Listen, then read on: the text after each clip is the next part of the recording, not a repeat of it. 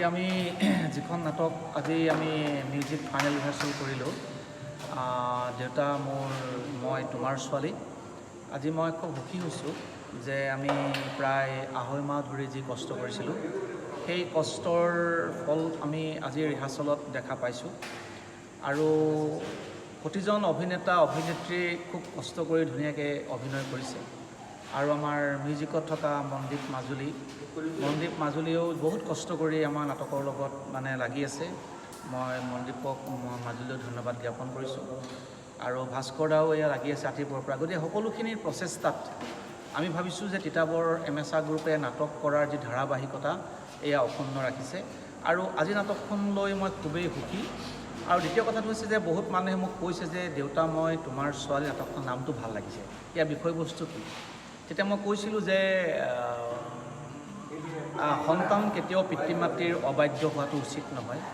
অবাধ্য সন্তানে পিতৃ মাতৃক অন্তৰত যিদৰে একুৰা জুই জ্বলাই থৈ আহে সেইদৰে সমাজখনৰ জুই জ্বলাই একেবাৰে ছাই কৰি থৈ অহা নিচিনা হয়।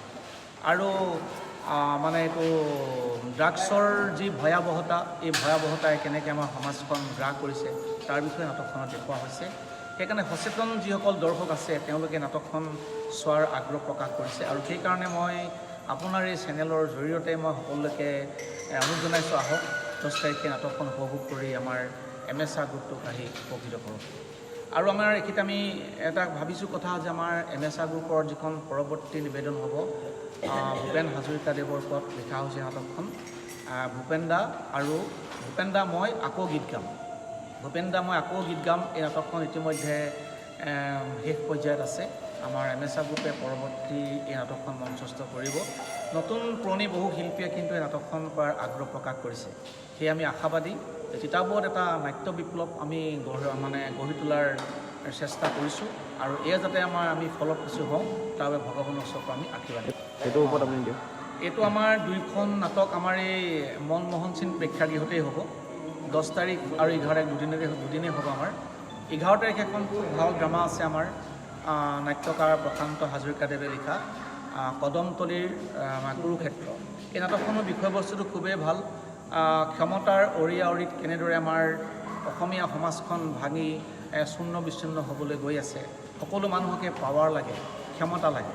সেই ক্ষমতা বিচাৰি যোৱাৰ বাবে আমাৰ অসমীয়া সমাজৰ একতাৰ যিডাল আমাৰ ঘাই খুঁটা, সেই খুঁটাত যে ঘূণে ধৰিছে তাকে নাটকখনত দেখুওৱা হৈছে। গতিকে 11 তাৰিখে মঞ্চস্থ হ'ব কদমতলীৰ কুৰুক্ষেত্ৰ। গতিকে 2খন নাটক আমাৰ মনমোহন সিং প্ৰেক্ষাগৃহত অনুষ্ঠিত হ'ব। সকলো দৰ্শকে আমি 2খন নাটক উপভোগ কৰিবৰ বাবে আমি নিমন্ত্ৰণ জনাওঁ।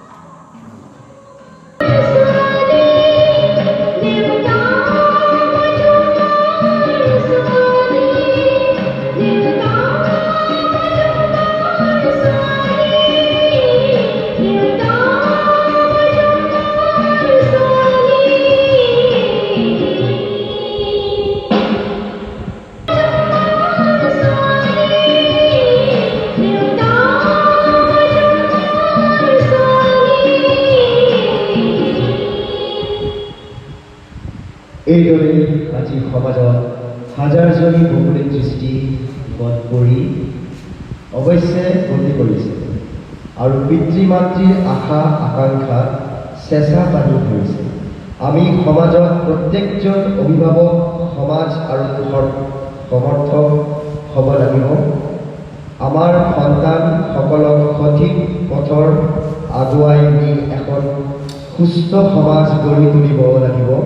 আহক আজি আমি এখন সুন্দৰ দৃষ্টি সমাজ গঢ়ি তুলিবলৈ এক সংকল্প